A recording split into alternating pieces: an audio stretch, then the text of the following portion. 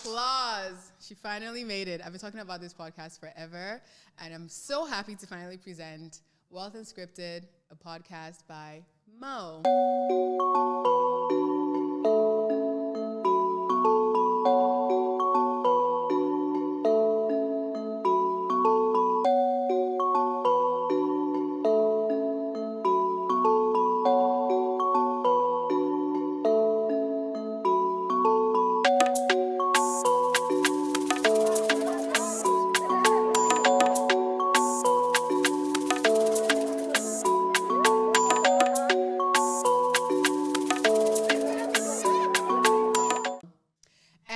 Honestly, this has been percolating in my brain because I get so many questions. You know those people, I get so many questions. These are my answers. No, but for real, I'm a realtor in real life. Of course, we're doing development. We're doing all of that other stuff as well with other types of clients. And I just keep getting so many different weird questions. Like people aren't asking the right questions. Therefore, we're not getting to the right answers. So I thought, you know what? Instagram is not the place for nuance. Neither is TikTok. Therefore, a podcast. So, Wealth Unscripted by Mo, and I'm so excited to offer this to you guys. Okay, so before we get a little, too far into the conversation, Mo, what can the listeners expect? What type of real estate podcast this is going to be? What vibe are we giving them? This is not your auntie's real estate podcast. It's not your daddy's. It might not even be your friend's real estate podcast. And this is why, because this is not data. This isn't boring stuff. This isn't really about, these are the stats. Honestly, if I tell you a stat, just find me later in my Instagram DMs. We are here, honestly, to talk about stories. Like, how are people using this information that's out there to make actual daily decisions? Like the people you're seeing on Instagram saying, we got 5 properties in 2 years. How are they actually doing it? Like, what's the good and bad? When they say they're taking out equity, what does it really mean? They took out the equity, but did they soak ramen? Maybe they did both. I'm not even mad at it. The point is, how is it actually, like, what really going on here? Like, what's really, really, really going on? So that's what I'm hoping to bring to you guys. Mm-hmm. And girl, we've been talking about this podcast. I've been sort of behind the scenes, producer, all of that. That's my producer. Shout out to Chid Susan. Mm-hmm. Chidima, Susan. Chid Susan together. Exactly. And super proud of you for, starting this podcast. And I'm excited for the listeners to hear this. But I know I'm excited because everyone right now is talking about ownership, own things, own your assets, own. But ownership is hard.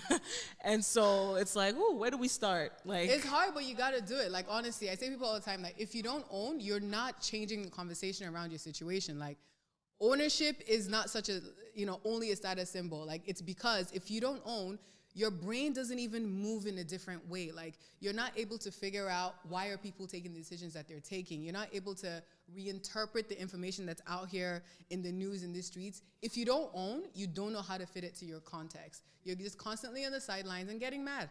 So we're not doing that anymore. I want you guys to own so that when you hear this news, you know what to do about it. Right. 100%. And I know you're one of those own people getting too. All, like, active and girl, like, I'm with you too. And listeners, I can already guess one of your favorite episodes is going to be mine too, because we're going to be talking about, going from renting to owning. Yes. But my thing is, girl, how are we going to pay rent and then also save money to own? How?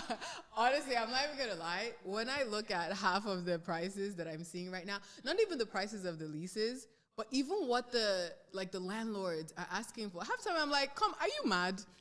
Like, genuinely, are you okay? Like, what are you asking people to do right here? So outside the prices, what they're even saying they need in terms of documentation and paperwork, I'm just like, nah, clearly, like, something is not all there. And that's really why we need to get from renter to owner, because when you're a renter, honestly, they just treat you anyhow.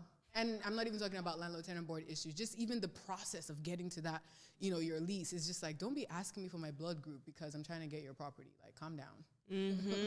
So I don't enjoy that, which is why I need you guys to own. Own. Yeah, and I'm thinking right now, of the stories that you've heard through your work, the process that it takes people, the mistakes. And that's why I'm really excited for this podcast, because I think us, the listeners, will get to hear the stories, get to hear the lessons, the mistakes, and hopefully we don't have to make the same ones. Yeah. And the process can be cut short for us. So I'm excited for that part too. No, because so obviously I talk to a lot of mortgage agents and just other people in the industry, and half the times I'm like, damn, congratulations, you really played yourself. Like, that's half the time. I'm just like, why did you do that? Like, you paid what? Bro, why? No. So let's not do that. If you're in my community, if you're in my fam, if you know my phone number, if I ever DM'd you on Instagram, okay? Trust me, this is yeah, you cannot make these kinds of mistakes. So yeah, that's why we're here. And it's funny when you talk about mistakes. Yeah. There are mistakes, but there are also opportunities 100%. in real estate. 100%. And I think there's this perception that those opportunities aren't there or there aren't as many. Yeah. And I think that when I talk to you, I get hopeful. Sometimes when I'm not talking to you, I'm like, oh my God, I'm never gonna own. Oh my God, this is so tough. Cue everybody, talk to me. But I DM me. Exactly. Link in bio, all the things. Like, don't be afraid. I promise you. I probably spend more time talking than converting to sales, which every single brokerage I've ever been a part of, they're like, yeah, you're talking too much. You're not selling as much. It's like, I know my people. Where they're at is at the point of getting comfortable with the idea. Don't worry. When they want to buy and sell, they'll come. But first, people around me anyway, yeah, they're not cutting checks right away. They need to be comfortable. So sorry. Yeah. No, girl, throw that in there. Go ahead. I was just going to say, like, I'm really hopeful when I speak to you because I feel like, real estate sometimes can be very doom and gloom, especially for younger millennials, Gen Z. Girl. Shout out to elder millennials. Right? Girl, it is just very doom and gloom. And so when I talk to you and I'm kind of I'm hearing stories about people being able to get into the market, I'm like, okay, they cracked the code. We go do it too. So yes. No, honest, like I say all the time, well, let me not speak Yoruba yet. We'll get to that later on in the podcast. But essentially, there's so many ways to get into real estate. Like, and that's not, a bite size. Like, that's not cliche. There are so many ways. And I think part of the problem is people are only ever thinking about what they can do within their very, very, very tiny frame of reference. And the point of real estate and broader, the point of money has always been, how many mans can we get together? Mm-hmm. All the time. Like, it was never supposed to be a solo action, ever. Like, even think as far back as we have land, who's farming the land, who's tilling the land, who's harvesting, who's doing all these things. It was never supposed to be a solo action. And I think that we've gotten overly individualistic, and that's why it's hard to see everything that's around us that we can plug and put together, right? So I'm really hoping that as we get through this and, approach the ends of this season at least, people will start to figure in their minds, like, how do you make better decisions? Because that's really it, right? Opportunities really comes down to how you reframe your environment and how you're making better decisions. So, yeah, Wealth finna get this work. And it's funny. I'm ready. For every opportunity, there's a risk. For every risk, girl. And me, I'm so mad. My middle name is risk averse. Okay, I like to take risk where I can predict the outcome, predict the reward. And real estate, to some degree, you can, but that money that you're putting up, that down payment, it's a lot. It's a lot of risk. So okay, let me preface this by saying I'm very angry that we have too many educated people now. And I say that because, like, the one where I hear is like, diversify. I want to diversify. I want to this because I want to put all my eggs in one basket. Risk. But the point is, there is also a risk of thinking too much about risk. That's fair. Right? Like, analysis paralysis has killed more people than the thing they're running away from. Right. Like, we're all out here, like, thinking, oh, if I don't have all of these models, people are using terms that don't even fit the situation. Right? Oh God, my face just went like, People are using words that don't even fit the situation. And these are the things that are making it so much harder. And you might be looking at a risk, but are you even equipped to interpret that risk correctly? Right? So all of these things come to play to what is the barrier between being in point A and then getting to point B, right? So, yeah, we're going to get into risk. Like, again, I will never be that person who's telling you everything is all roses because it's really not.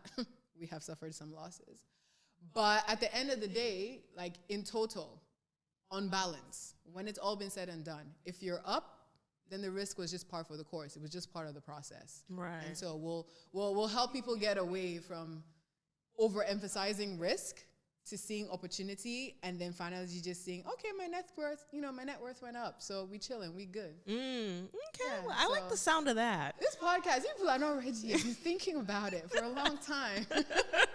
No, honestly, listeners, I hope this gave you, a bit of a summary of what we're going to get into. I'm excited for your journey. Thank you for letting me be part of your journey. I'm excited. I know people are they're going to get some gems dropped. Right. Maybe buy a couple of houses after listening to these episodes. I'm really hoping so, because aside from just the overall mission, right, of helping people make better decisions, like that's what it is for me. I've been looking at some statistics lately just in general about what is the level of ownership in Canada, and then where did the different communities fall.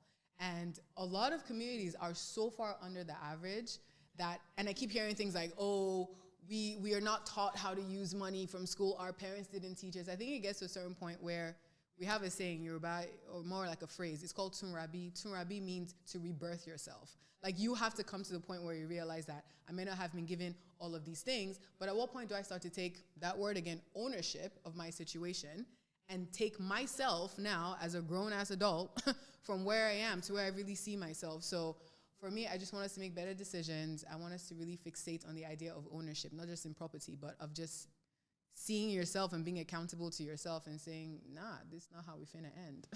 And yeah. Anyway, it's going to be amazing, and I can't wait to see you guys for all the episodes. Yay.